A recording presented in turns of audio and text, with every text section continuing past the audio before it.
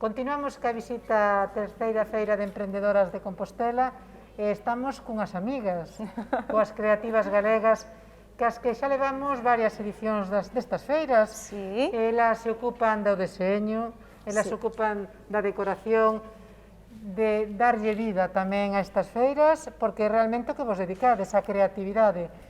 Verdade, Isa? Efectivamente, é o noso crear, idear novas formas de darlle cor, de darlle vida aos obxetos e a todo, a un evento. É o noso, é o que nos gusta, inventar. E vos tamén sodes alumnas, exalumnas da universidade, Sí. tamén cos coñecementos adquiridos tamén foron a base, non? Porque é un pouco a filosofía da feira. Sí, a filosofía da feira o que quixemos representar foi, neste cartel, foi esa base de mulleres que saíron despois de formarse na Universidade de Santiago, que están sustentando ese tecido empresarial responsable, de éxito e que aportan valor engadido para Santiago, para a comarca de Santiago. Entón, ese sustento desas mulleres quixemos representalos a través dese árbol da vida que sustenta todas esas ramiñas e que queremos que desas ramiñas hayan novas follas, tamén formadas na Universidade de Santiago, para seguir dando entidades con valor engadido para a comarca de Compostela. De eso se trata un poquinho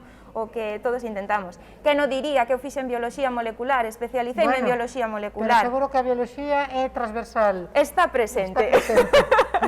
Bueno, e vos tedes tamén sede física, é dicir, aparte de estar aquí na feira, no claustro de Fonseca, aquí cos vosos produtos e incluso co voso resultado, tamén aquí ben cerca. Aquí cerquiño, ao lado da Facultade de Historia, tenemos o primeiro espacio físico de venta que abrimos na Rúa da Calderería, e a verdade é que encantados. Abrimos en decembro de 2020. Non era o mellor momento, a mellor. Non, de feito a xente decía si estábamos locas, si éramos conscientes do momento que vivíamos. Sí que éramos conscientes, pero bueno, era un riesgo que asumíamos entre todas as marcas, éramos 30 e pico marcas asumindo ese riesgo, entón era moito menor, estaban os riscos controlados. Vale, e a verdade é que encantados, porque o que nos atopamos é que moitísima xente daqui da contorna de Santiago está valorando produtos como a artesanía, a creatividade, o feito aquí, o feito por nós.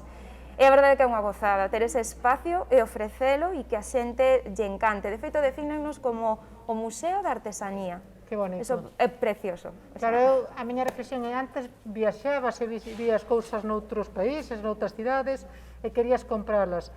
Hoxe en día é ao revés. Sí. Xa todo está tan unificado que o que gusta é o diferente, o artesán, o feito a man. Sí, de feito este ano era o primeiro ano, entón estábamos con esa expectativa de que pasa cando chega o turismo, que ve, o turista que ve, como nos vai a recibir. E a verdade é que foi genial comprobar que entraban na nosa tenda e decían: ai, aquí vou a comprar os regalos para a miña familia, a que quero, para os meus amigos, e pedíanche, méteme unha tarxeta do voso mercado para decir onde o merquei, porque non quero que, o sea, quero que sepan que comprei algo especial, artesán e feito aquí, non algo que se pode imprimir en calquer lado. E bebedes dos valores da igualdade, da sostenibilidade, da economía circular, no voso espacio hai moito reciclaxe, moito feminismo, moito artista.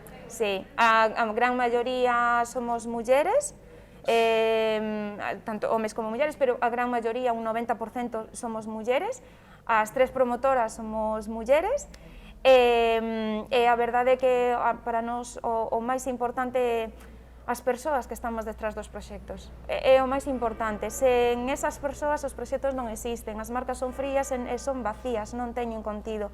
Entón, para nós o máis importante é esa humanidade, esos valores, que somos xente, que temos caras, temos historias, e as historias reflexanse ao final nas nosas marcas. Claro, pois moitas gracias por darlle esa calidez, esa decoración a este espacio tan maravilloso como é o claustro de Fonseca, recién restaurado, cos vosos adornos e coa vosa forma de colocar, quedou un sitio como para visitar.